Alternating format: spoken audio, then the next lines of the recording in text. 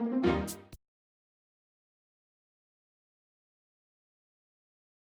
right. Shabbat Shalom, family. Shabbat Shalom. Shabbat Shalom, all the brothers and sisters throughout the four corners of the earth. We'd like to say and give a hearty Shabbat Shalom to all the brothers and sisters. Sound like 1 second. Echo. Yeah. All right. Yeah. I'd like to give all praises to the Most High, Ahaya, Bahashim Yeshai, Ruach Kodash. I just said the name of the Father and the Son and the Holy Spirit in the ancient Hebrew tongue, right?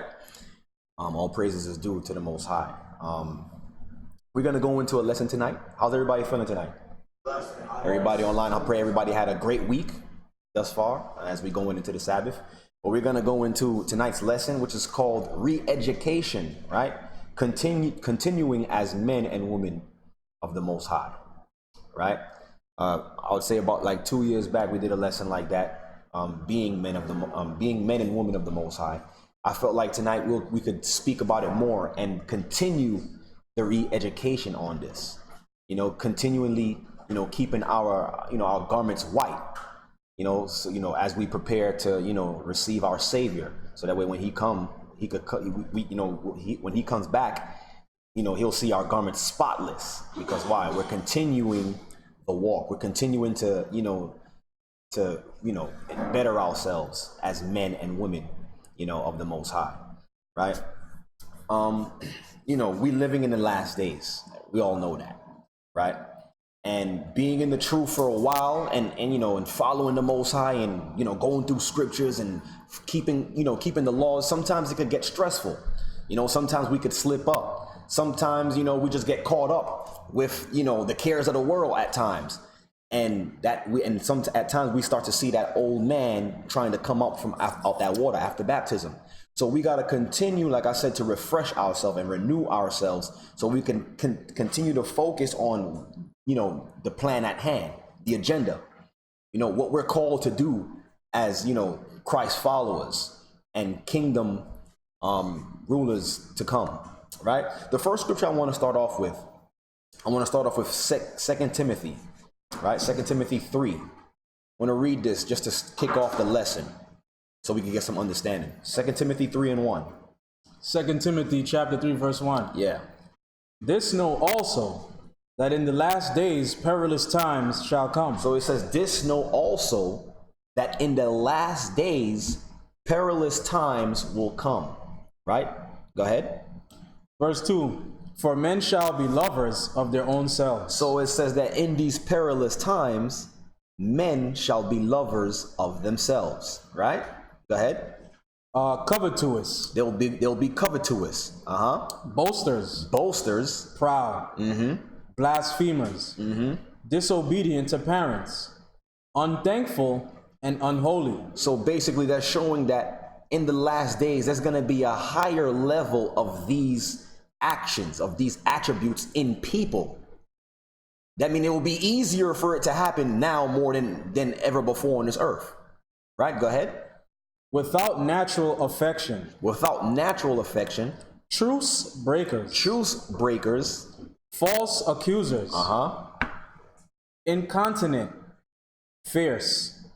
Despisers of those that are good. Despisers of those who are good.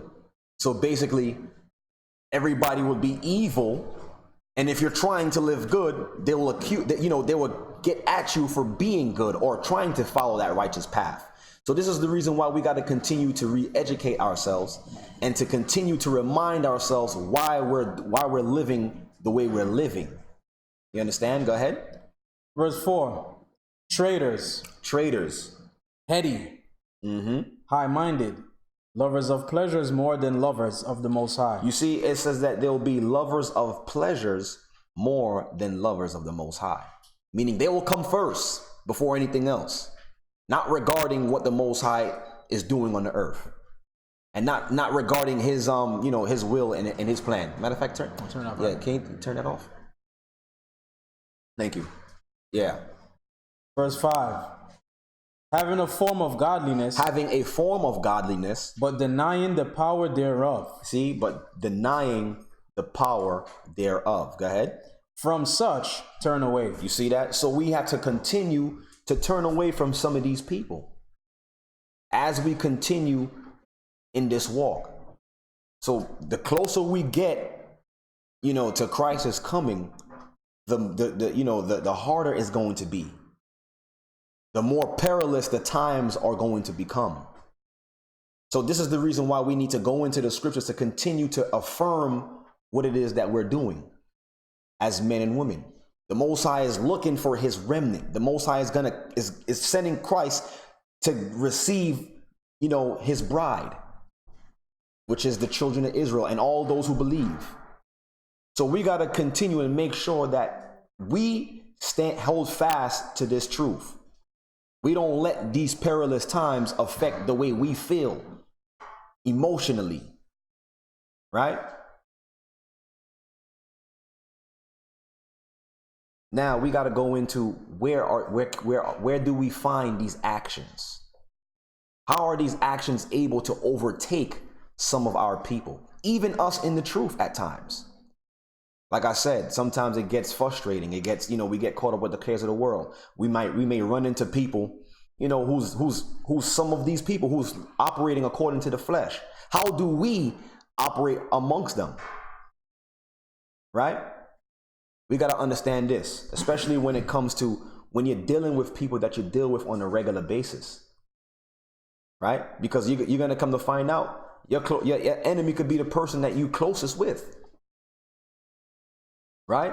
But we got to understand that amongst each other, right, the people that the Most High has put around you, we got to make sure that even if the world is fighting against each other, when we come together, it's nothing but peace, love, and happiness and joy.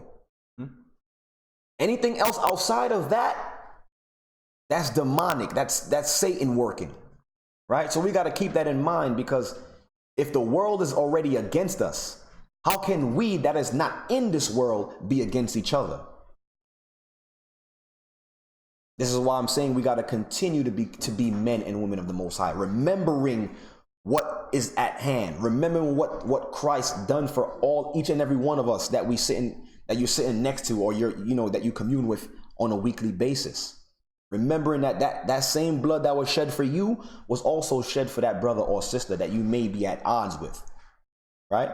But we got to be careful of this. Paul warned us, Ephesians 6:12.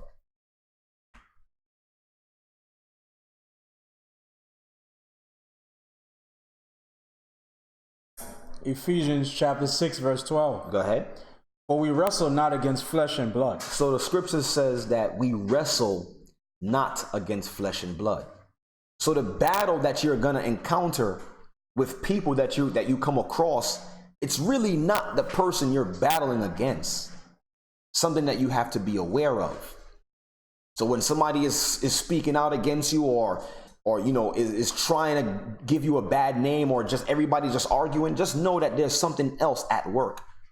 It's not that person that you're dealing with.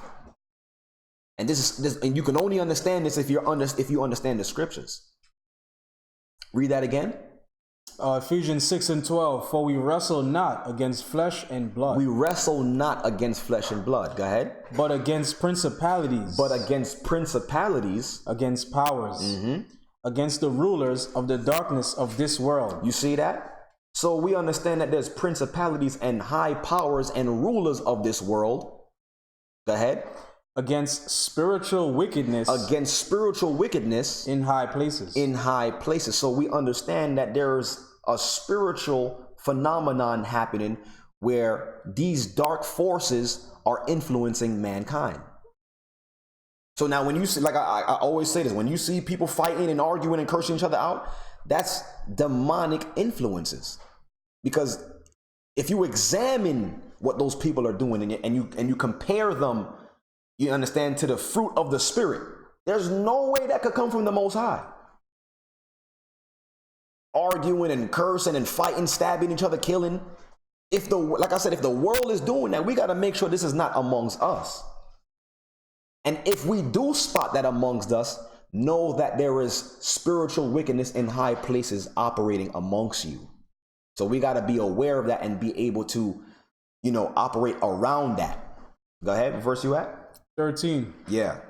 Wherefore take unto you the whole armor of the Most High. So now the scripture says we must take on us the whole armor of the Most High. So there's something that you can actually do, which is actually represented as an armor, as actually your way of life, your walk, your walk actually helps you to overcome some of these attacks from demonic possession. Go ahead. That ye may be able to withstand in the evil day. That you may be able to withstand in the evil day. And having done all to stand. And having done all to stand. You see that? So there's only a certain group of people, or a certain amount of people that will be able to understand this and actually apply it to their lives. It's easy, like you was saying it right before the lesson started. It's easy to be mean. It's easy to call somebody out and be negative. That's easy, right? Just hear the first thought that comes in your mind and just say it. When somebody is speaking evil against you, it's easy to do that. But how many of us would realize that we're about to say something crazy to somebody else and stop it and reflect and be like, you know what? I shouldn't speak like this. Or I shouldn't treat him like this. Or I shouldn't treat her like this. You understand? So when we put on this armor, we're able to withstand the wiles of the devil. And I'm basically more so saying this for those who are in the body of Christ, because the world is going to be the world. Like, the people in the world, they're going to kill and fight and argue and do all that. We can't change that. The only thing we can do is change the people around us and change our surroundings. Mm-hmm. And if you can't change the people that's around you, then what are you actually doing together? If you guys can't be on one accord. Right? So now, let's get an example of how do we keep the armor of the Most High on us. One simple step. Go to Psalms 1:1. Read that real quick. And this is something that we should all know already. Right? The book of Psalms, chapter 1, verse 1. Blessed is the man that walketh not in the counsel of the ungodly. You see, I love the way it starts. It says, blessed is the man that walketh not in the counsel of the ungodly. Why? Because the ungodly, they're gonna be dealing with all of the work of the flesh, right? So you want to make sure you don't surround yourself around these kind of people. Go ahead. Nor standeth in the way of sinners. So you're not standing also in the way of sinners. People that would lead you to do vice versa of what the law is actually telling you to do. Right? Go ahead. Nor sitteth in the seat of the scornful. Nor sitteth in the seat of the scornful. You're sitting around people who just want to scorn the Most High. It's their delight to look at evil and want to do evil. So if you surround yourself around these kind of people, you're gonna receive that, right around the corner. You reap what you sow. Right? Go ahead. Verse 2.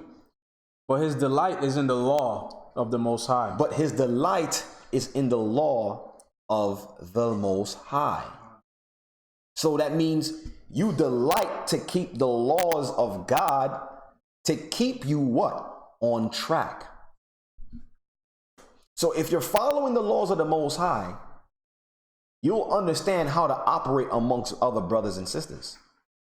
So wherever the laws of the Most High is not being instituted, just know that the Most High is not really behind whatever action that is, so to speak. Right?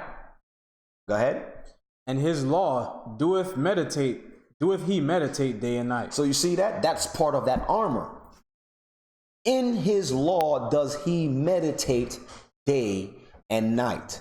So that means you're constantly rehearsing the laws in your mind when you're operating in the public sector.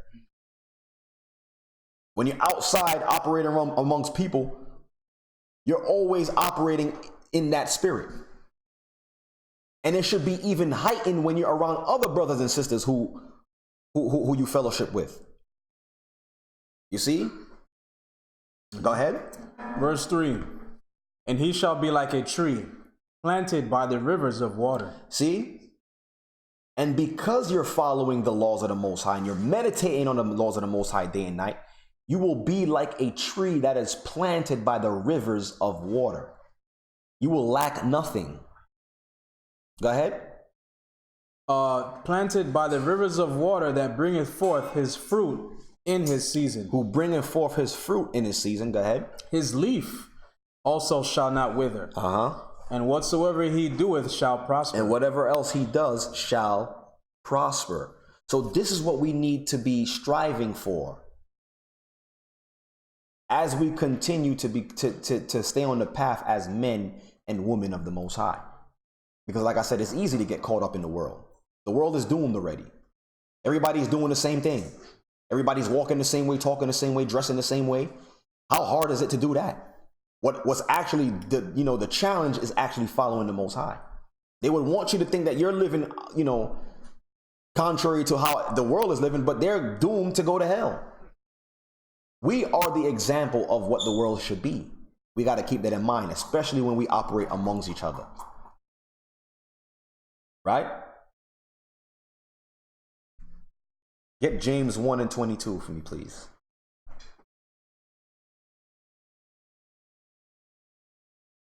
So it said in Psalms 1 that in the law of the Most High he meditates day and night. So there's a difference between just reading the laws and actually applying them. Read that real quick.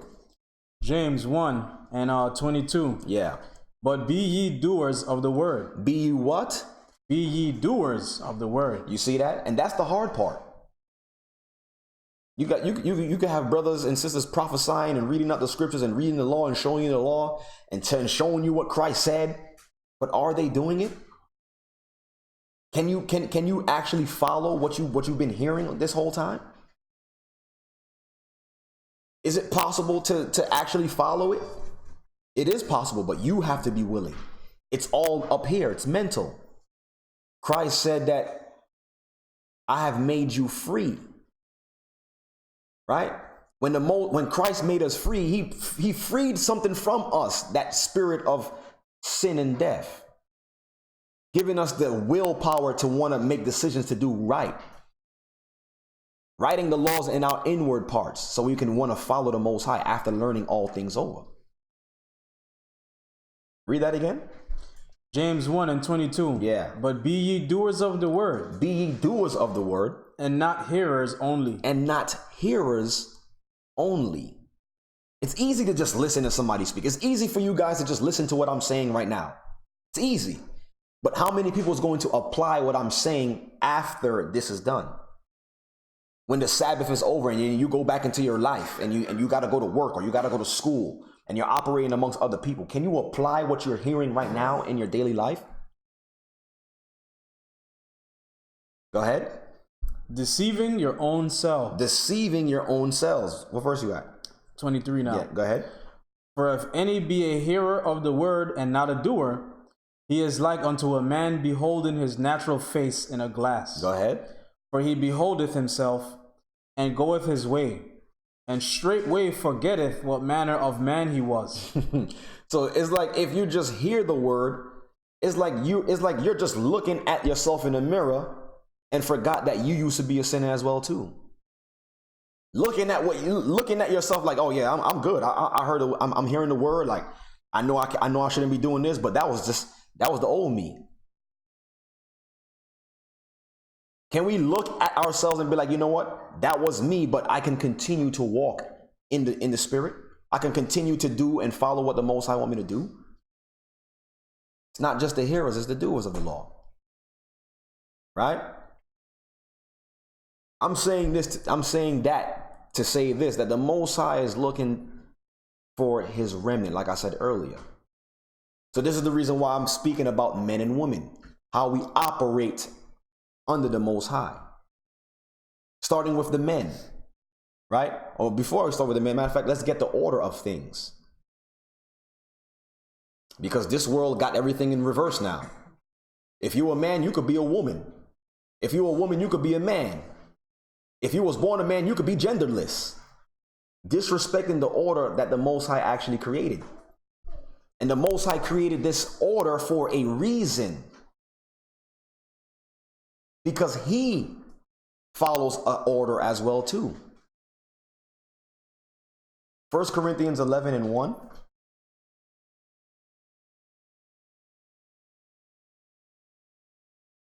First Corinthians 11:1. Yeah. Be ye followers of me, even as I also am of Christ. So Paul was speaking and saying, be ye followers of him as he's also a follower of Christ. So basically, he's not going to show you anything that Christ wasn't doing on this earth.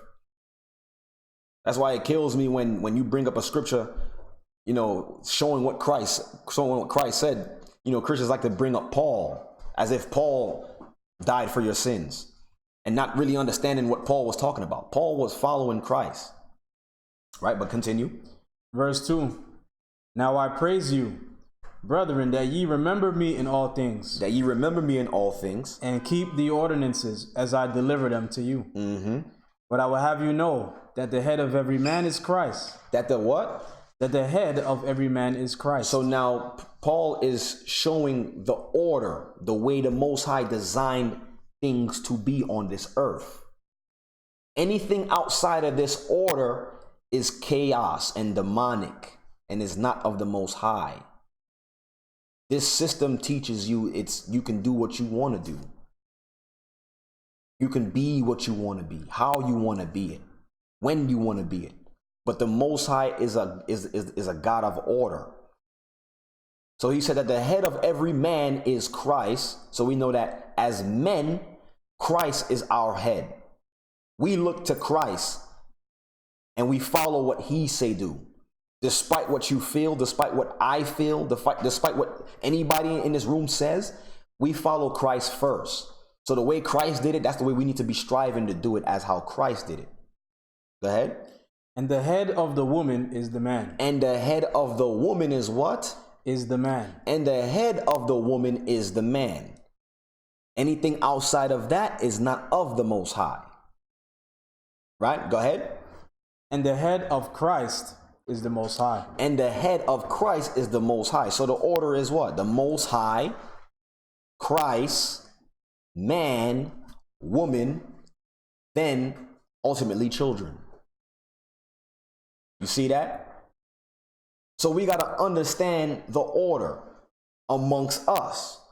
So we're starting with the men, right? Let's see what the Most High says, about the men that he's looking to set up. Right? Go to Ezekiel. Ezekiel 34, verse 29. Something that I want to pull out here.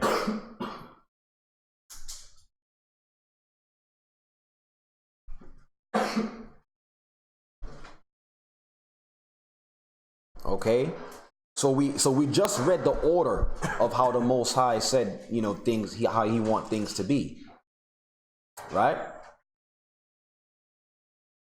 Is the Most High, Christ, man, and then woman. That is the order. Society doesn't teach that. Okay, society teach equal opportunity, right? When there's nothing wrong with a woman being submissive to a man. There's nothing wrong with that. I don't see, even nature tells you. Go amongst a den of lions. You don't see the male lion, cowering under the lionesses. Even nature shows you. So it's okay to have order in the way the Most High set up things. It's just that we, like I said earlier, it doesn't matter if the world doesn't get it. We have to get it. And if we can't get it, we might as well just go back into the world. We was better off there. But if we're going to follow Christ and we're going to follow the Most High, we're going to follow it the way it was written and the way it was instituted. Because you're going to see at the end of all this, it's going to be better for us to follow it that way rather than to do it our own way. Right? Ezekiel 34 and 29. The book of Ezekiel chapter 34 verse 29. Yeah. And I will raise up for them a plant of renown, And they shall be no more consumed with hunger in the land, neither bear the shame of the heathen anymore. So that's what this is talking about, when the Most High raises us up from amongst the heathen, from amongst the Gentiles, right? He will raise us up and he will give us our land, and we'll be able to eat as we please, go where we please, rest when we please, right? This is what the Most High is getting ready to do, right? Go ahead. Verse 30. Thus shall they know that I, the Most High, their power, Ahia, am with them, and that they, even the house of Israel, are my people. See, even the house of Israel are my people, saith the Lord power. Go ahead. Listen to this. Verse 31. And ye my flock. And ye my flock. The flock of my pasture. The flock of my pasture. Are men. Are what? Are men. Are what? Are men. Are men. So the Most High is still keeping that order that we just read in 1 Corinthians. Here it is in the Old Testament, the Most High is keeping that order too. Is this talking about all of the children of Israel is just men? No. The leaders of Israel will be men. When the Most High sent Moses to go save the children of Israel out of Egypt, he sent Moses. And then when Moses was in the wilderness, he set up the 70 elders, which were men. You see that? Go ahead. Read that again. The flock of my pasture are men, and I am your God, saith Ahia. So you see that? So the Most High is going to set up the men to shepherd the flock. Anything outside of this is madness. The Most High is looking for his men to stand up to bring forth the children of Israel. Real quick, go to Revelation 7 just to prove that. Revelation 7. I wanted to show something here. I didn't have this down, but I want to show this. Revelation 7.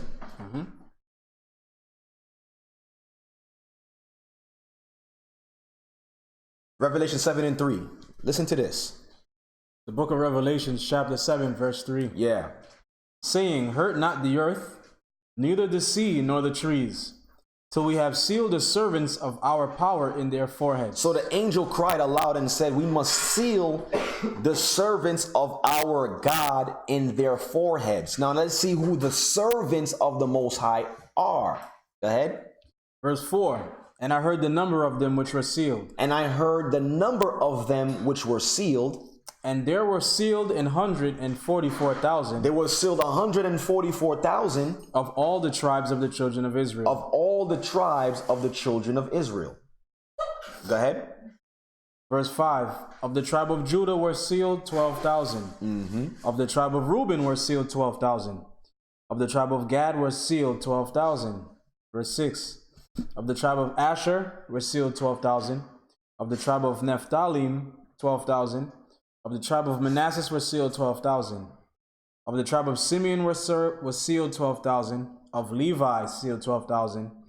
Of Issachar were sealed 12,000. Of the tribe of Zebulun were sealed 12,000. Of Joseph were sealed 12,000. And of Benjamin were sealed 12,000. That's it. So as you can see, 12,000 men from each tribe need to be sealed. Right? Because why? These are the next leaders of the earth. So if these men don't stand up and follow the order as Christ or as the Most High said it, right? If they don't stand up, there's going to be no kingdom. There's going to be no leadership. So it starts with us. Right? So the Most High is going to use the flock of his pasture, which are the men, to lead and guide the rest of the flock. Women and children. And all the other nations that want to cleave unto Israel. Okay? So now as the men are being sealed, as the men are stepping up into position, what do they need to know? How do they need to operate and continue? Right? Because it's going to be a task to shepherd and to lead people. It's not an easy task. One must have wisdom and understanding and fear the Most High to be able to understand how to shepherd and how to lead people. and to know what's and to do what's better for or and to do what's better for the whole. You can only do that if you understand the Most High and if you're in tune with the Most High. Go to Proverbs 1. Proverbs 1 and 1.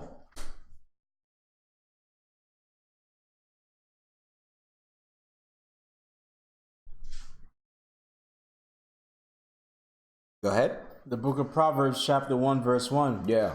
The Proverbs of Solomon, the son of David, king of Israel. Verse 2. To know wisdom and instruction, to perceive the words of understanding. So we need to, or our men need to know wisdom and instruction, and to perceive the words of understanding. Because one thing we could take from King Solomon, the Most High asked Solomon, was like, yo, ask me anything you want right now and I give it to you. What did he ask for? He said, just give me wisdom so I can know how to lead your people. And the Most High said, you know what? Because you asked me for that, I will give you wisdom and understanding, but I'm also going to give you everything else that your heart desires. Because it takes the knowledge of the Most High to lead his people. Only he knows his people. So who are we to just come out and know him like, yeah, we taking over here and we about to lead us to the promised land with no scriptural understanding, no foundation, not looking at it as it was written and just moving how we feel like how we should be doing it. We can't do that no more because why? People's lives are at stake. Right? We have to prepare Christ's bride. We're responsible for that. Go ahead. Verse 3. To receive the instruction of wisdom. To receive the instruction of wisdom. Justice and judgment. You see that? Go ahead. And equity. To give subtlety to the simple. You see, to edify the simple amongst our people. To help them along the way. It's going to require some men to do this. Go ahead. To the young man, knowledge and discretion. You see that? So that way, when we have that, we could teach the younger men how to be, how to discern. How to operate as we operating under the Most High. But if we don't follow the order, you could throw all this out the window. Right? And if you look in our neighborhoods, this is the reason why you see the younger generation growing up the way they're growing up. Because why? There's no older men to teach them the way, to show them. And like I said, you can forget about the world following this. The world is not going to receive this, but you need to receive this. We need to receive this. We need to follow this if we're trying to make it out of here. If not, then we might as well just do what we want to do. Say what we want to say, how we want to say it, and hopefully we make it out of here. But we need men to be led by wisdom and understanding. But we got to grow them like that. We got to allow them to grow in that spirit. Training them. You understand? Go ahead. Verse 5. A wise man will hear. A wise man will hear. And will increase learning. And a man of understanding shall attain unto wise counsels. Go ahead. To understand a proverb and the interpretation, the words of the wise and their dark sayings. You see that? So the Most High needs men to be able to go into these scriptures and edify his people. You can't do that if you're not in the word, if you're not being taught. You cannot lead his flock if you're not following the order, being taught, allowing wisdom to work with you and to get understanding. But there's a way to get that though. Keep reading. Verse 7. Listen to verse 7 clearly. The fear of the Most High is the beginning of knowledge. The what? The fear of the Most High is the beginning of knowledge. So that means we gotta be grooming brothers to fear the Most High. To have that fear. To understand that the Most High is watching you when you're getting ready to do something. Meditating on his laws so that way that fear could stay in you. If you're not meditating on his laws and you're not following his ways, that fear leaves you and the Most High cannot give you no understanding. Because why? Why would he teach you anything concerning wisdom or understanding if you don't even fear his ways? You might as well go back into the world. Because the world is done. Nothing. If you look at your politicians, nothing but foolish men running everything, not making no sense. Only a fool will legalize same-sex marriage. You see that? Read that again. Verse 7. The fear of the Most High is the beginning of knowledge. But fools despise wisdom and instruction. But who? But fools despise wisdom and instruction. So the world will despise wisdom and instruction. The world will. Because why? The world is foolish. It's being ran by foolish people. But us, we're not like them. We are trying to raise up the remnant. So we have to continue. After baptism, you got to continue in that walk. Continue to stay fervent in the Spirit. Right? Here's an example that the Most High, that I want to show. Right? Concerning how us as men, speaking to the men first, how we need to be, and how we need to treat this walk, how we need to treat this work that we're doing, leading people and shepherding people and teaching people. This is how we need to be treating it. Go to Acts 13, verse 21.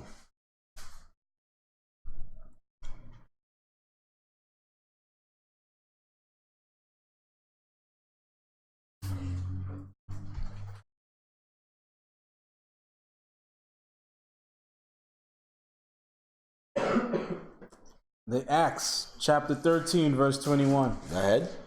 And afterward they desired a king, and the Most High gave unto them Saul the son of Cis. So this is talking about when Israel was crying out for a king. And the Most High gave them Saul. Right? Go ahead. A man of the tribe of Benjamin. So he was a Benjamite. Go ahead.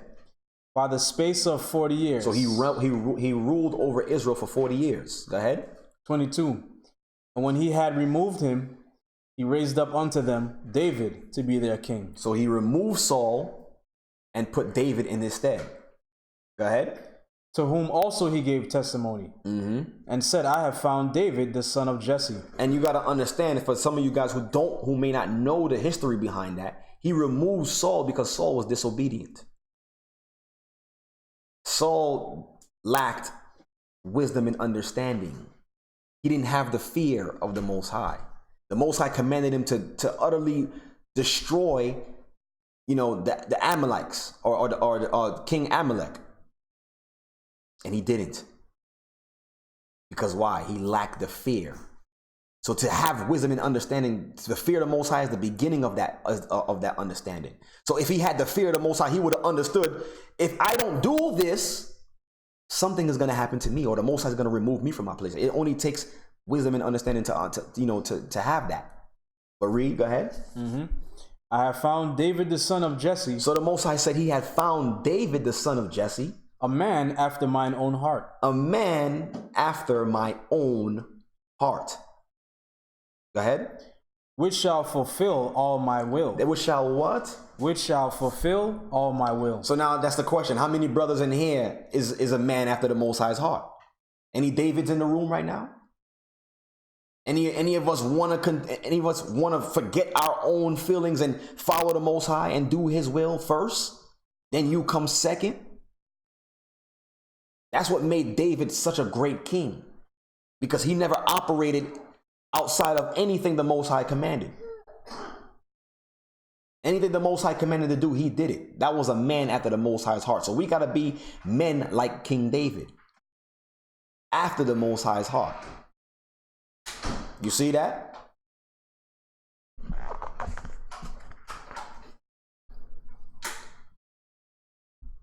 Now for our women,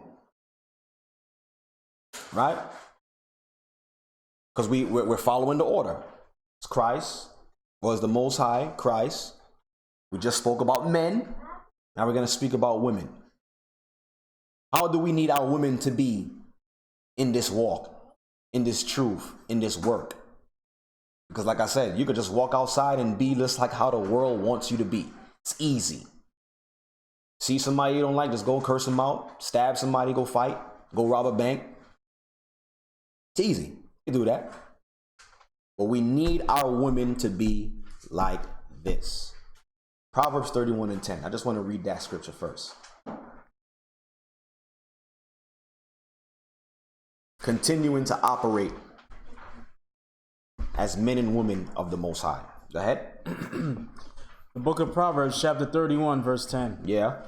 Who can find a virtuous woman? Who can find a virtuous woman? Go ahead.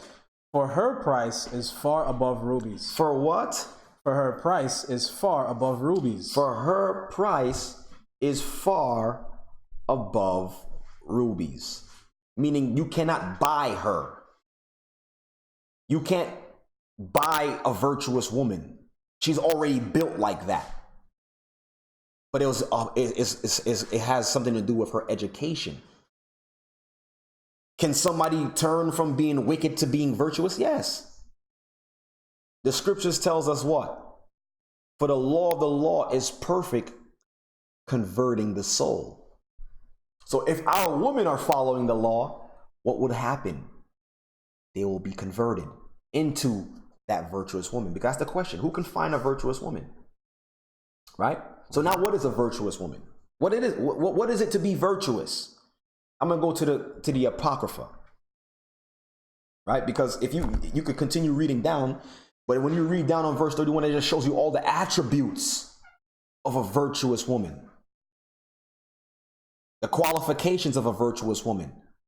And you're going to understand that a virtuous woman goes hand in hand with the Most High's men. And together they are a powerhouse, unstoppable, unbreakable, once they're working in one accord. Right? Go to Sirach or Ecclesiasticus in the Apocrypha. 26. I want you to start at verse 1. Ecclesiasticus chapter 26, verse 1. Go ahead. Blessed is the man that hath a virtuous wife. You see that? Blessed is a man that hath a virtuous wife. Go ahead. For the number of his days shall be doubled. You see that? For the number of his days shall be doubled. So now that you have a virtuous wife, the number of your days will be doubled. Now that's double work you can do for the Most High, because you're not dying off this earth. You'll be able to you'll still be able to raise up the lost sheep in your old age because you have a virtuous woman. Go ahead. Verse 2. A virtuous woman rejoiceth her husband. You see that? It said a virtuous woman rejoiceth her husband. You see that? She rejoiceth him. Despite if he may have some errors, she's speaking well about him amongst her friends. Girl, let me tell you about my husband. Let me see what he did. Let me tell you what he did for me around the house. You speaking well about your husband. You not on some girl. Let me tell you about this guy. This guy is crazy. I come home, all he do is sit on the couch and want to watch TV. You're not rejoicing your husband. Anything that you're going through should be between y'all two. You guys work out the kinks. Go ahead. A virtuous woman rejoiceth her husband, and he shall fulfill the years of his life in peace. And he shall fulfill the years of his life in peace, knowing that his woman got his back. You see that? And I'm more so wanted to bring this out because Black men and Hispanic men, we already have a hard time out there in the world. You step outside your door, you got the fear if you're gonna make it back home at the end of the day, because society is already against you. So now society is already against you, and you gotta come home to a wife that's against you too. You think that's fair for us? Go ahead. A good wife is a good portion. A good wife is a good portion, which shall be given in the portion of them that fear the Most High. You see that? Jump down to verse 14. Verse 14. A silent and loving woman is a gift of the Most High. A silent and a loving woman is a gift to from the Most High. There's some women out there who just gotta always have their last word in. They gotta be the boss. You're gonna hear what I gotta say, even if it come with attitude or what have you. It says a silent and a loving woman, meaning she's compassionate. You see that? Towards you. Go ahead. And there is nothing so much worth as a mind well instructed. You see, there's nothing well worth than a mind well instructed, meaning that she understands things. She has educated herself on how to become a virtuous woman. She understands the qualifications of that. She's not the type to bicker and fight you. Right? Go ahead. Verse 15. A shamefaced and faithful woman is a double grace. You see, a shamefaced and faithful woman is a double grace. This is why he asked that question. Solomon asked that question. Who can find a virtuous woman? Go ahead. And her continent mind cannot be valued. And her continent mind cannot be valued. You see that? Easy to be pleased. Go ahead. Verse 16. As the sun when it ariseth in the high heaven, so is the beauty of a good wife in the ordering of her house. In the what? So is the beauty of a good wife in the ordering of her house. In the ordering of her house. So that means her first duty is to take care at home first. Anything else she takes on, that's on her. But the house would be take care of first. So your focus as a virtuous woman is to make sure that your husband and your children are happy at home. Basically, and it's crazy because not too many women could do this, making sure that their household is happy before they're happy. Some women want to put their happiness first, create a whole bunch of headache, and then we could sit back and now we can have fun. Now we could do what you want to do because now I'm satisfied. No. As a woman, as a virtuous woman, you taking care of your children. You're making sure they eat. When you read Proverbs 31, it tells you what she does. And with that, the husband will look and like, wow, look at my wife. Why wouldn't I want to help my wife or please my wife and do stuff for my wife? Because look what she's doing around the house. I don't even have to ask. Now imagine she applies that to the work of the Most High now. That same virtuous effort that she does around the house, now she applies that to the Most High. You see that? Jump to verse 26. Verse 26. A woman that honoreth her husband shall be judged wise of all. A woman that honoreth her husband shall what? Shall be judged wise of all. Shall be judged wise of all. Because if you're going around slandering your husband, that shows a lot about yourself. If all you can do is complain about what your husband is not doing right, you should look inwardly to see what you are lacking at home. Maybe if you was more pleasing at home, maybe he would be wanting to do well for you. But granted, there are some men out there who's just lazy. You can't even get them to buy you flowers, take you out to eat. The best thing to do is just to focus on how you are as a woman. So that way no one can raise up an evil name about you. Not even your husband. Go ahead. But she that dishonoreth him. She that dishonoreth him. In her pride. In her pride. You see that? It's pride now. It's her pride. Not willing to submit. You understand? Go ahead. But she that dishonoreth him in her pride, yeah, shall be counted ungodly of all. Shall be counted ungodly of all. So we don't want we can't have our woman operating like this. You understand? We gotta have our woman, in one accord with the Most High. Because in all actuality, that's how woman was designed. You were designed to want to have children. That's why it kills me when I run into some sisters that say, I never want to have no kids. You're defeating your purpose. You weren't designed to talk like that. You learned that. That was learned behavior. Because let a baby come around. Oh my God, the baby's so cute. Let me hold the baby. Where's your baby? You understand? So we got to understand that we got to continue to follow the order. Right? 1 Timothy 2:9. I'm about to go into some controversial scriptures that some people, some women don't like to hear, but we're going to bring the edification concerning these scriptures. Khan? 1 Timothy 2:9. 1 Timothy chapter 2, verse 9. In like manner also, that women adorn themselves in modest apparel. So another thing that we need to be training our women and showing our women that what? They must adorn themselves in what? In modest apparel. In modest apparel.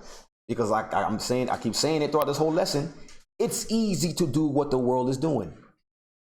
Today we reach like 80 degrees and they got sisters out there who's half naked right now. And then they get mad when dozens of men try to talk to them. You wanted the attention. So our woman can't be like the woman of the world. Cover up a little bit, I do understand, like, especially, the way the Most High made our women are very curvy, some of them voluptuous and all that. So sometimes it's hard for our sisters to cover up certain parts. But that doesn't give you the liberty to go outside naked and just. So you gotta understand this. Read that. In like manner also, that women adorn themselves in modest apparel. Women adorn themselves in modest apparel, understanding that what you have is not for just yourself, it's for your husband. You don't give that away to everybody. Everybody don't need to see that. To me, that just shows a level of insecurity when women feel like they have to dress a certain way so that way people can like them or men can want them. You're insecure. That's insecurity. You don't have to have a man just want you because of your body. All day on Instagram.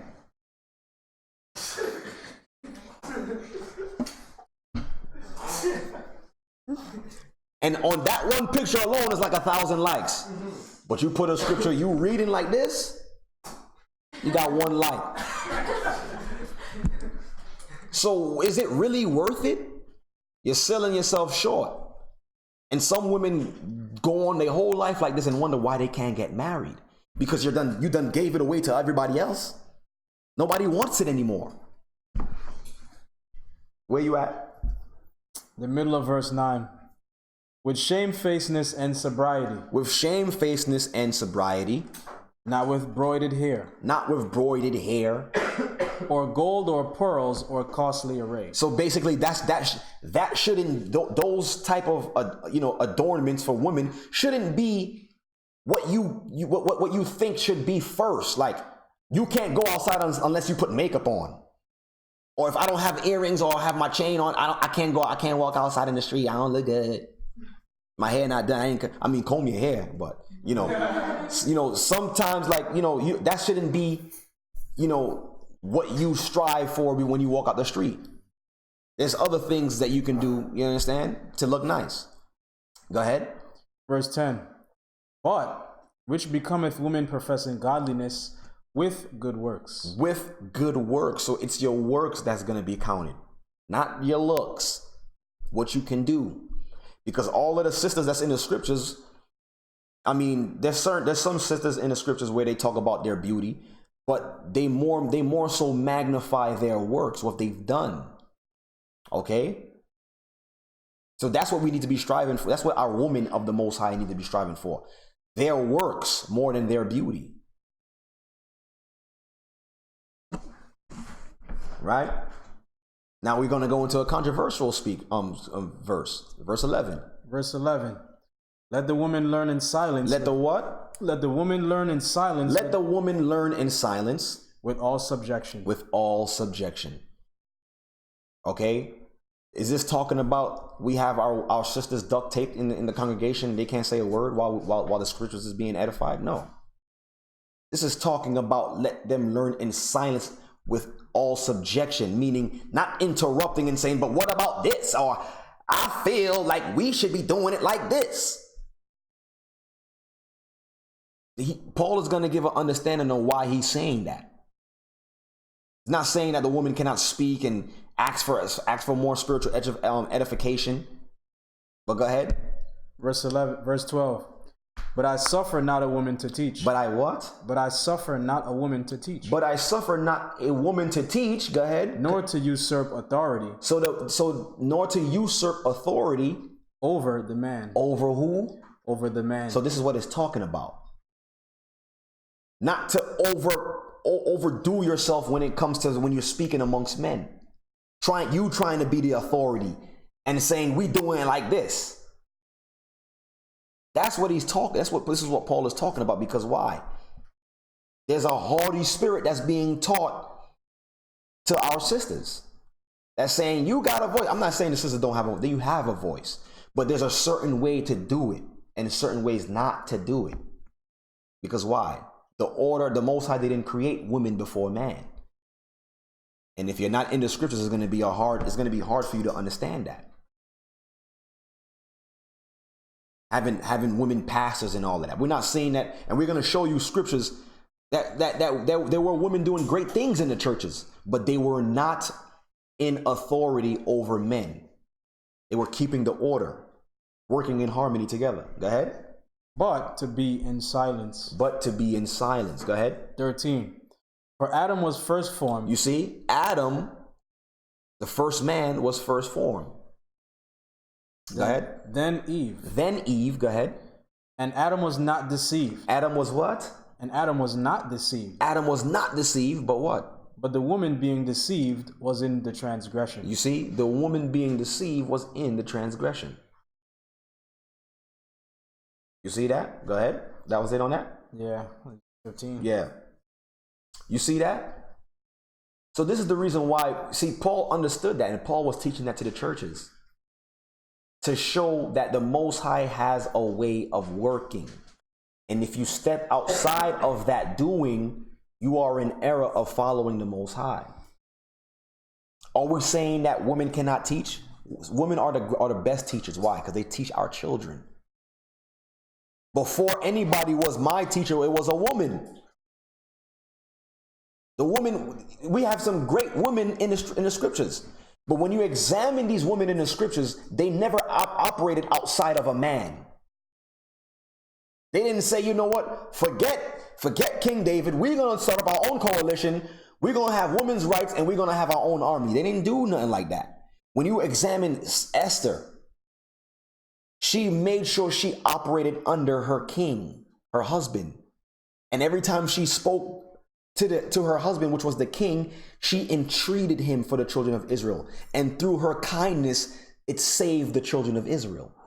She understood how to speak to a man, not to enforce her will, like, yo, we coming through, we doing this. She was able to speak softly and get the king to understand, not with attitude, finger snapping and all of that. There was a way to do it.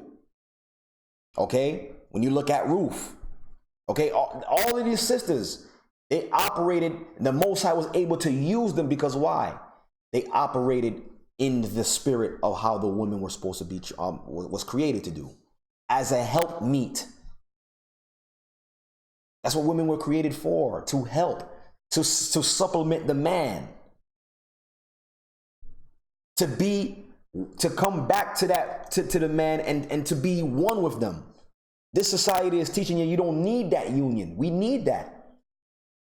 And if we don't have that union between man and woman, is nothing but chaos. It will be chaotic. Right? Let's get an example in the New Testament of women who are being honored in the churches. Go to Romans 16, verse 1.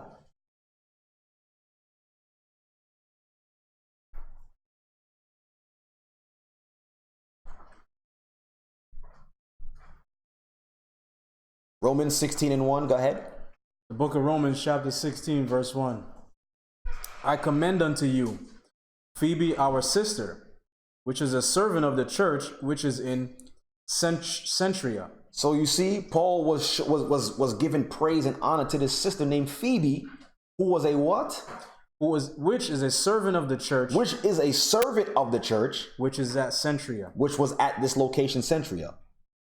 You see that? So he was given honor to this sister because why? She came in and she did what she had to do for the Most High and the people. She didn't try to usurp her authority over a man. She came in, seen what she could do for the Most High, and put her all into it. Go ahead. Verse 2. That ye receive her in the Most High, in the Lord, as becometh saints. You see that? So he was sending letters so that way when they see the sister, they receive her, knowing that she's doing good works amongst the body. Go ahead. And that ye assist her in whatsoever business she had need of you. You see that? So not only was she a servant, but she had a role, she had a position. And when she needed something done, they had to go to her. So he was telling her, like, yo, this sister, make sure you make yourself available for her, because why? I put her in charge of a lot of things. Like, she's a great and faithful servant. You see that? Go ahead. For she hath been a succorer of many, and of myself also. You see, that means an assistant. When you go into the Greek for that word, she has been a good assistant to Paul and to other people who needed her help. Meaning she wasn't just sitting back waiting and looking around and acting like she didn't want to break a nail or didn't want to do nothing. She was looking and asking what she could do amongst the brothers and sisters. She came in, looked around, was like, okay, this can need to be done. I could do this. Paul, anything else you need me to do? I'm here for you. I'm a servant.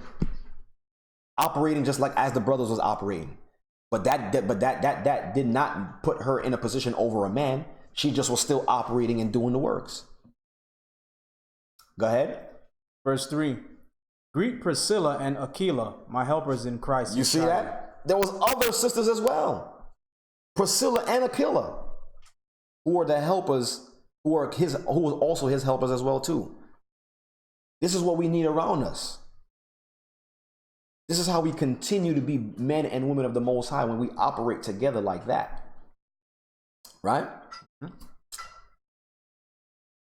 So that was an example of women actually helping in the churches, not just staying silent and people using that scripture to butcher the scriptures and not really give understanding on that. The women had roles in the churches as well too, helping and doing things, and had ministries amongst the body as well too. So that's something that you need to implement, right? Titus 2. When you got 2 more scriptures and that's gonna be a wrap for that. Titus 2:1. Let's see how Paul wraps up everything concerning men and women of the Most High, right? Because we all need this understanding. Go ahead. Titus chapter 2 verse 1. Mm-hmm. But speak thou the things which become sound doctrine. So we must only speak things that become a sound doctrine. Okay? So everything that we learn according to the apostles and according to Christ, this is what we speak amongst each other. This is how we continue to edify the body. And anything outside of that is only chaos and division. So we need to operate under the order that was given by the Most High. Go ahead. That the aged men be sober. That the aged men be sober. This is how we continue to keep our garments white. This is how we continue to walk with the Most High as servants amongst each other.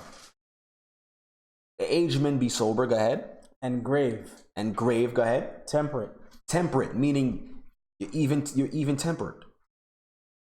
You don't get overexcited and you don't get underexcited. You don't get too mad and you don't get you understand? You're level. You're easy to be entreated. You're not all the way hot or you're all the way cold. Right in between. Go ahead. Sound in faith. Sound in faith. Mm-hmm. In charity. In charity, and in patience. And in patience. Go ahead. Verse 3. The aged woman likewise. The aged woman amongst the congregation, the same thing. You see that? The aged woman of the Most High, go ahead. That they be in behavior as becometh holiness. They be in behavior as becoming holiness. Meaning you're not like those of the world. When you come amongst the brothers and sisters, you're not of the world. You're not acting as if you're of the world. I mean, I see old women fight every day, coming on and off the bus, arguing, pushing, fighting. Excuse me, and fighting. It's crazy. The aged women are supposed to be very quiet and humble and patient and loving. Not today. Not in today. They all of them, each and every one of them have something to say. Pushing and fighting. You see canes in the air. Excuse me. But how the aged woman got to learn this. But go ahead. Not false accusers. Not false accusers. And that goes into them when they start gossiping and stuff. You got to make the story more juicy, so you start accusing. Yeah, I seen such and such. And aged women not supposed to be doing in any kind of that foolishness. Go ahead. Not given to much wine. Not given too much wine. See that? Go ahead. Teachers of good things. Teachers of good things. So you see that women are the greatest teachers. See that? Go ahead. Verse 4. That they may teach the young women. That they may sober. what? That they may teach the young women to be sober. Now we have an understanding of why we see the younger sisters out there in the streets operating the way that they do. The aged women are not teaching the younger women to be the same way. To be what? To love their husbands. To what? To love their husbands. To love their husbands. And to love their children. And to love their children. It's not like that anymore. Okay? Like Christ told the Samaritan woman, I perceive you have more than one husband. Okay? And there's a lot of sisters out there who got more than one husbands out there. Go ahead. Verse 5. To be discreet. To be what? To be discreet. You not loud.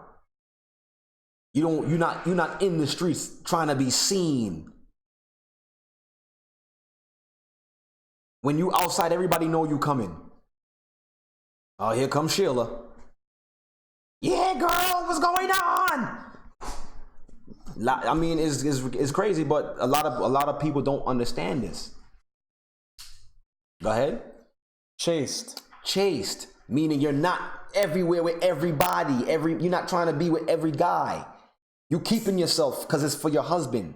You're not, and chastity is not just intercourse. It's also keeping the way you dress too, not giving it away to everybody as well too. Understanding that what you have is pure. It's not to be shown everywhere. And when you cover it up, you know that you're respecting your husband by doing that. And it kills me when I be seeing some of these guys walk in the street with their woman. They have everything hanging out, and when another guy is looking around, they turn around holding their wife's hand, looking at the guy. You looking at the guy for? He's gonna look because she's showing it. So you need to make your wife cover up. Don't get mad at the other guy who's watching. Even men lose their lives for women.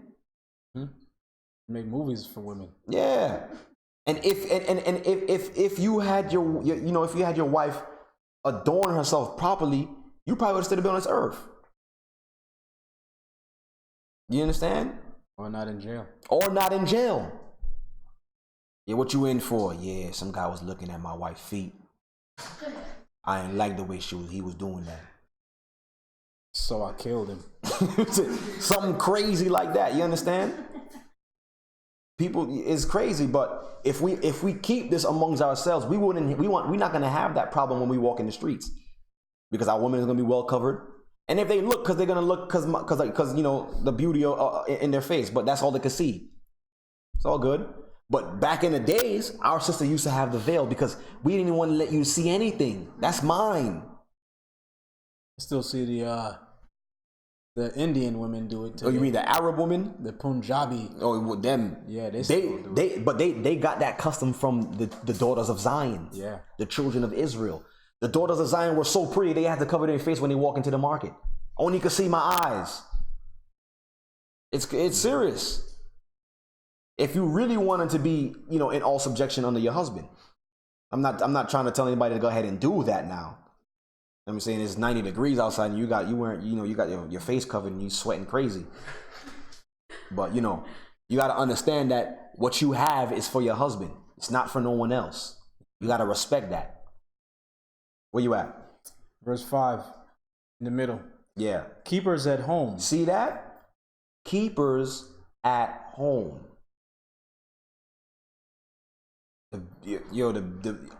All I see outside all day is women just walking to and fro, going shopping, doing this, doing that, doing this.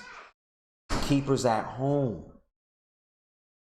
And we're not saying this to say, okay, women cannot have jobs. Okay, this day and age, they made it so that way a man can't have enough to supply a family. So our women have to work. Right? But her focus should be home, taking care of my children, taking care of my kids first, and then everything else comes after. Going out to eat, dinner, whatever. We could do those things, but make sure home is taken care of first. Make sure your children is taken care of. It kills me when I be seeing some sisters out there like 2, 3 in the morning. You outside with a baby carriage and a baby in the street. The baby should be in the crib. At home, but you outside with your friends, and it's not good. Go ahead. Good and obedient to their own husbands. Good and obedient to their own husbands. Go ahead. That the word of the Most High be not blasphemed. See, that the word of the Most High be not blasphemed. How can it be blasphemed? If you're not operating according to the order, you're blaspheming the word of the Most High. You're making the word of the Most High to be a lie. Because the Most High said this is how we should operate, but you outside doing something different. You're operating outside of the scriptures. That's actually blaspheming the Most High's words. If you don't, as women and men, if we don't operate how the Most High want us to operate, we become blasphemers. Go ahead. Verse 6. Young men likewise exhort to be sober-minded. You see, also the young men exhort to be sober-minded. I know some young brothers, all they do all day is smoke weed. All day. Smoking weed. You didn't do anything for the day. You didn't do nothing for the day. You're not doing anything productive, but you're smoking weed. You're not sober-minded. And while you're smoking weed, you become the biggest philosopher and trying to figure out how you're gonna do things. Yeah, so we're gonna put 1 and 1 together, and that's gonna be 2, right?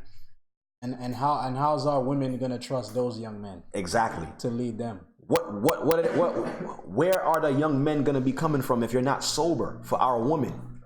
Mm-hmm. And the young men likewise to be sober-minded. In all things, showing thyself a pattern of good works. And all things showing a pattern of good works. And I want to even extend it to saying as this too, not just in alcohol or drug usage. Right?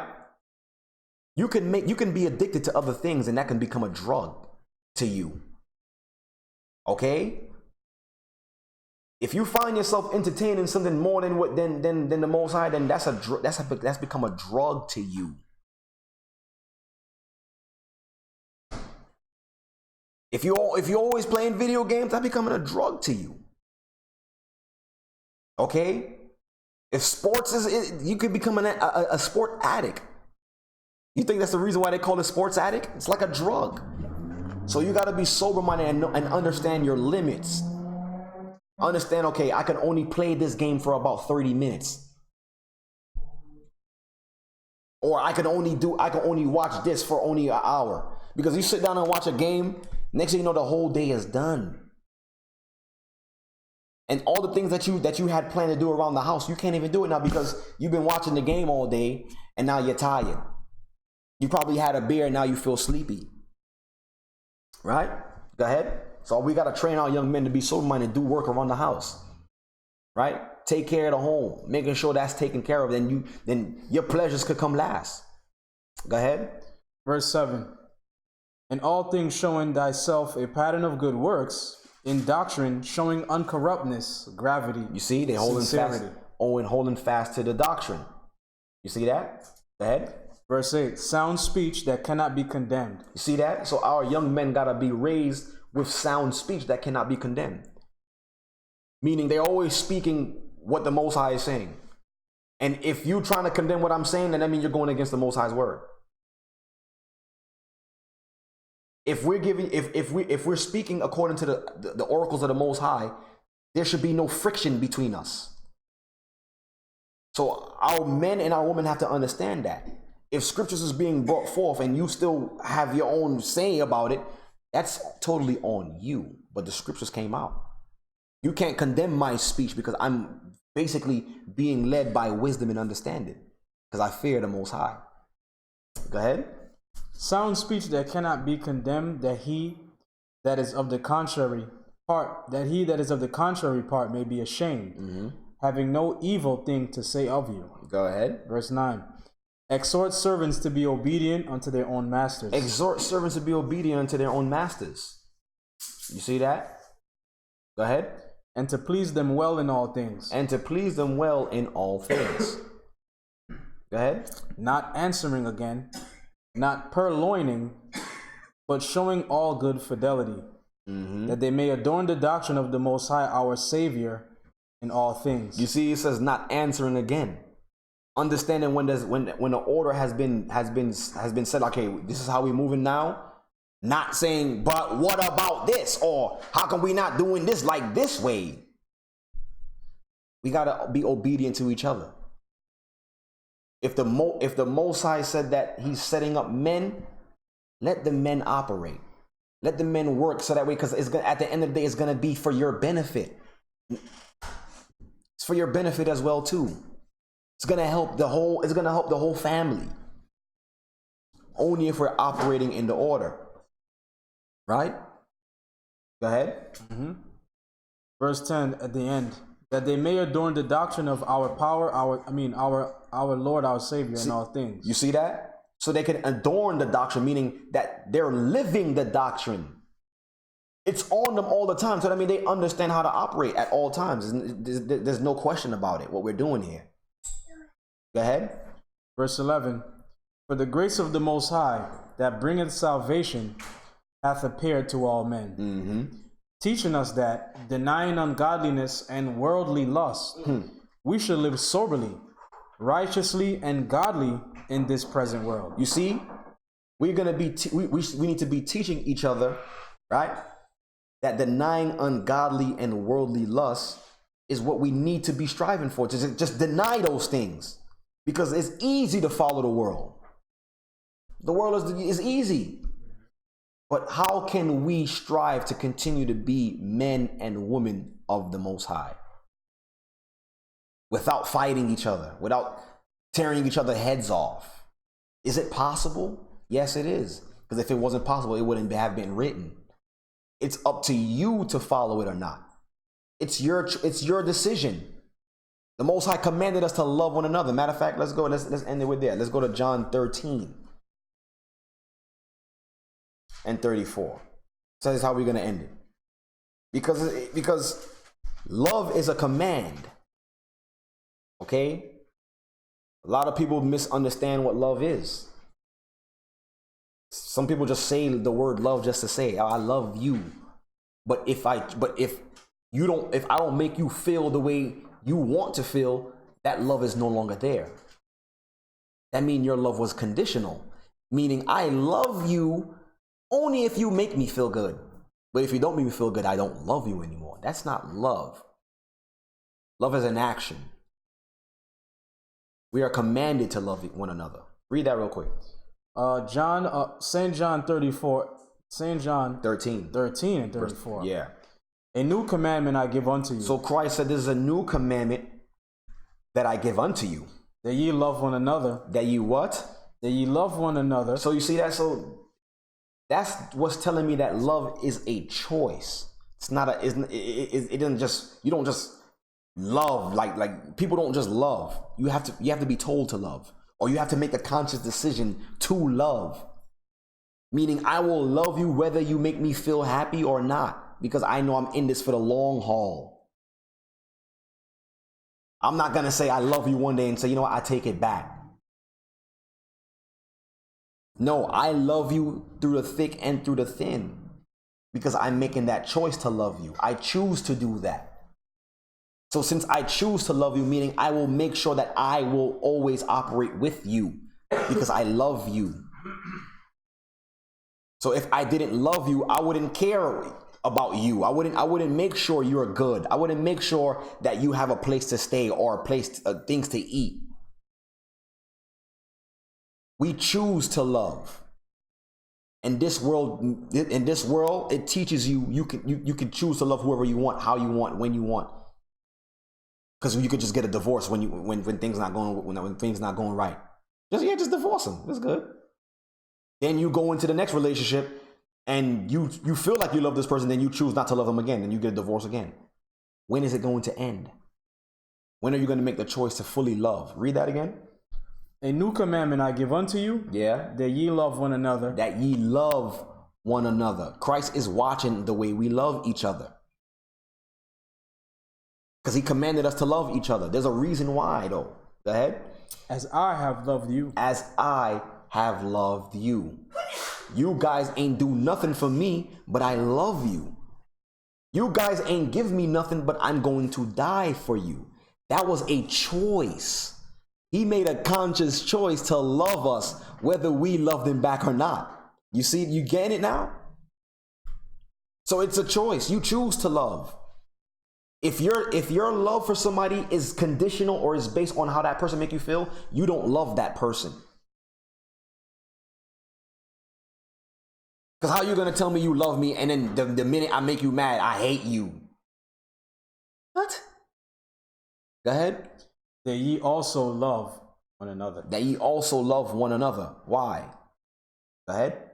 By this shall all men know. By what? By this shall all men know. By this shall all men know. That ye are my disciples. That we are his what? That ye are my disciples. That we are his disciples. If ye have love one to another. You see that? That's the only way we can show the world that we're men and women of the Most High and disciples of Christ. Choosing to love each other. Because why? The world already hates us. This is the reason why Christ was teaching us to love one another. He said, yo, if the world hate you, know that they hated me first. So if the world is going to hate us when we walk out there and we come amongst each other and there's hate amongst us, we done. We are done. So we need to love one another. And that love will propel each and every one of us to continue to strive to be men and women of the Most High. As we walk daily, it's needed. All the bickering, all the fighting back and forth, trying to prove who's right and who's wrong, that's out the window with us. If you steady trying to focus on who did what, then you're never going to get past any struggle, any understanding. I say this all the time. Don't focus on what who created the issue. Focus on how can we create a solution.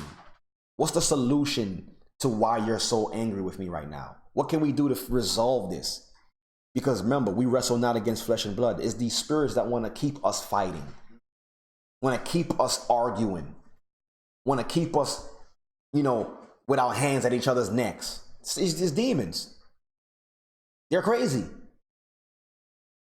So they want you to be crazy too and not receive that kingdom. So we need to continue to do this. We need to strive for, for the greater good, because believe it or not, your problems with somebody is not bigger than what's coming. I'll tell you that right now, because the kingdom is coming whether you agree with anybody or you want to fight or not. You better learn how to love each other. You got to learn that.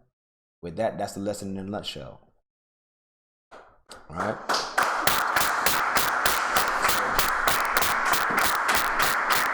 All praise to the Most High. Let's go to the comment section. I think you might have to go on yours because I don't know if that's all.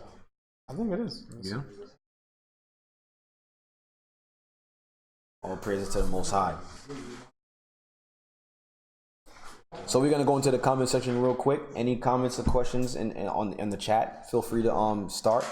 Anybody in the room? Anything? All praises, definitely. Excellent. All praises. Give all praise to the Most High for that. You see anything different on yours? Same thing. Oh, okay. People was locked in. That's Oh yeah. All praises. And comment.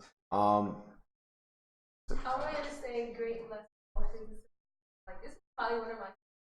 And it's because like this, it was hot, whatever.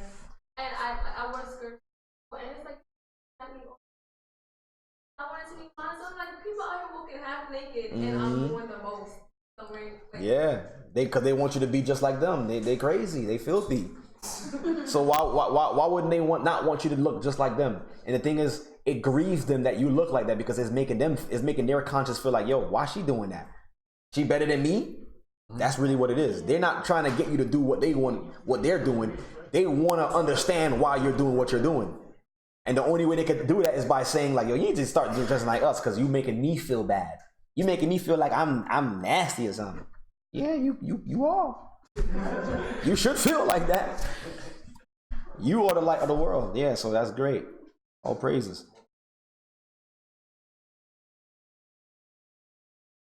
All praises to. Oh, he's doing it now. I want to say all praises to. I have like 10 parts to it. Yeah, of course. Yeah. So one thing I wanted to say though, you was bringing out Titus and temperate. I thought that was mad important because when you really observe the scriptures in daily life, as a man, you can't be a leader if you're emotional. Like there's a way to regulate your emotions, but when you look at how Christ Yeshua moved, he had many emotions overtaken, but he never lost focus. But he also he let his emotions overtake him in private. Exactly. He would cry by himself. He would take 2 disciples. Yeah. And he would just never ever took his eye off the mission. Off the mission, you know, right. To die for the people, to do what the Most High said. You gotta always move. Just because someone said something to you, now you're all up in you're just pissed off and you're not even doing the task that you set out to do. So when it talks about being temperate, that's always hitting it. Even do any work of the Most High, you have to have a regular amount or be able to regulate your emotions to know how to not lose sight of focus. And you only learn that. It's hot in here, right? I'm getting. Not really. Nah, I'm It gonna do was a lesson. But you can only learn that though. I'm good. Through I feel real warm.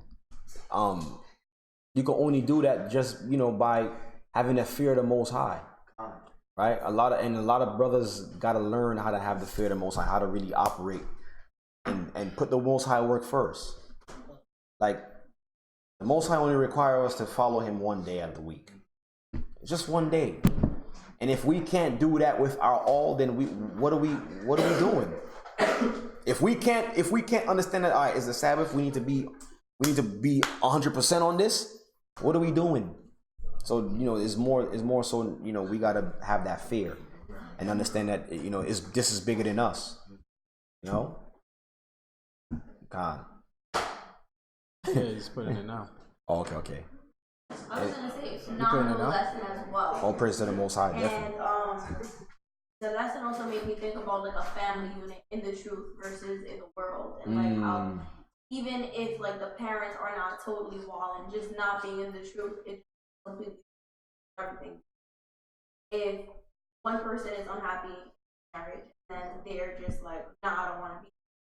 And then the kids are like left alone. They have to grow up without a mother or a father. And then now the kids are going totally off, and it just continues as a race of people. And then like just honing into like the fact that like you choose love. Yeah.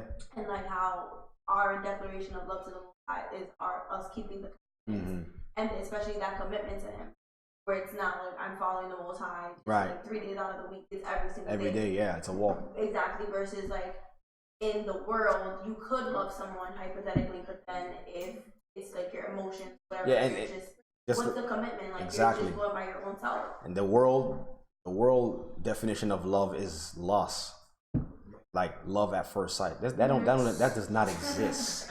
It was love at first sight. No, it was lust at first sight. That's what it was. You know, what attracts you to the person is, of course, their physical, but what makes you stay is the love that you develop for them. And you can only develop that love by how you know that person and your willingness to deal with that person. That's what I've learned when it comes to love. You understand? The number one thing I took from the lesson is the idea of like putting God first and putting yourself, which seems kind of obvious. So Not everybody realize that. But. Not sometimes like if you rush get to pray or something. Like you know you should do something for the Most High, where you're like, oh, I want to sleep or I want to do something. Or like the idea of doing something for the Most High comes, but then there's that other thought like, oh, I have to do something else in the world. Mm-hmm. God. A phenomenal lesson. Definitely. Let's just give the Most High our all. That's all He requires. There ain't nothing else we could really do, but you know, just give Him our all. In the back, I seen a hand go up. Always you brought up ministry. Don't understand one, you can understand the text, and if you don't, no, when you talk about love, and you talk about the elders, talk about women. But I must say, biasness. I think you're sure, but you were kind of hard. But I want to say, those days, older days, my mom days, women didn't work.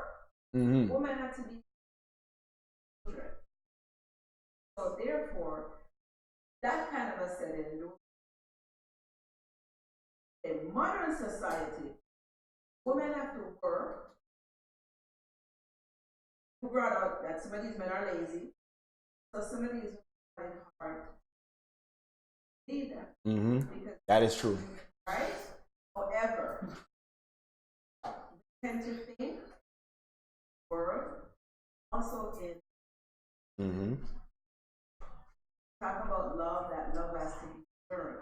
You believe that love is a learned thing. Love is an action. Yeah. And love is you love the Most High first and then your family. But when you have a family, you have to step out of yourself, take care of your family. There's a lot of people who's not ready to do that yet. But they're not the truth or not. Because it's kind of hard to be selfless in this society. But that's what the world is teaching. But when it comes back to the believers, God is love. God abides in us, and we abide in Him. So, but you find this a battle because most people don't want to love because we have so many. And I don't want to do this. I don't want to do that. I don't want to do this. And that's the kind of thing we're not ready for a lot of things. That's true. But to comment on what you said about how it's hard to, in this day and age for the submissiveness, being submissive is not just like how I like to say is just like some people think of that word as like being a slave to your husband. It's basically just understanding the order, understanding the position. The reason why I'm saying that because I'm gonna base it off this scripture right here, 1 Corinthians 7:13, right? Paul says, "And the woman which hath an husband that believeth not, and if he be pleased to dwell with her, let him not leave him. For the unbelieving husband is sanctified by the wife, and the unbelieving wife is sanctified by the husband. Else were your children be unclean, but now are they holy." Right? But when I'm brought this up to say, if the believing wife wasn't submissive to her unbelieving husband, she would never be able to convert him into the truth. So it's important for our women to operate the way they were, the way the Most High designed it to operate, so that way it could better the household. Not saying that a woman is supposed to forget about herself and, just operate just what her husband is saying. Yes, master. No, master. Not like that. Just basically operating in the spirit of humility. You know, not usurping your authority over the man, even if that man is lazy. Even if that man is good for nothing, you don't tell him he's good for nothing. You gotta, as a woman, you gotta be his helpmeet. You gotta actually encourage him and tell him, like, babe, I understand what you're going through, and I support you. We gonna make it work. That's basically my stance on, you know, how, you know, I was trying to bring it forth. But all in all, what you say was great points as well too. Remember your attention. Well, verse 9. I was also gonna go to Romans 12 too. I was gonna go there in the lesson part. Yeah. Romans 12 verse.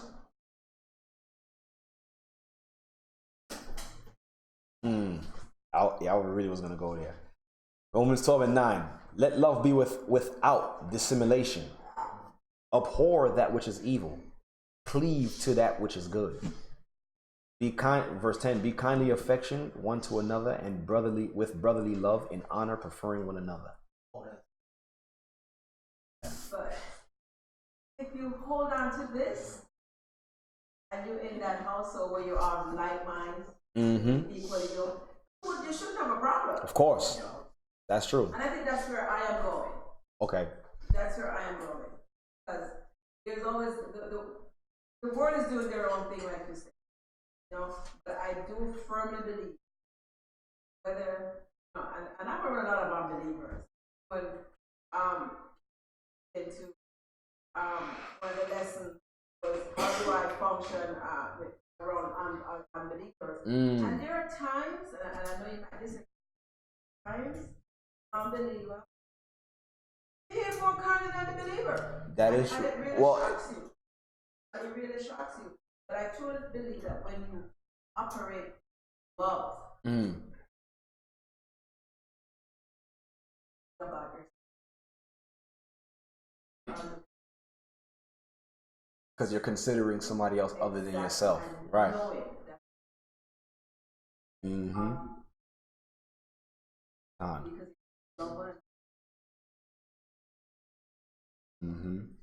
Exactly. Love worketh no ill, and upbraideth not. So it is important. So we, like I said, those are great points. We just gotta focus on loving, you know, keeping that love amongst ourselves tight. We gotta choose to do that because the world already chose to hate us for our belief and our stance in the Most High. So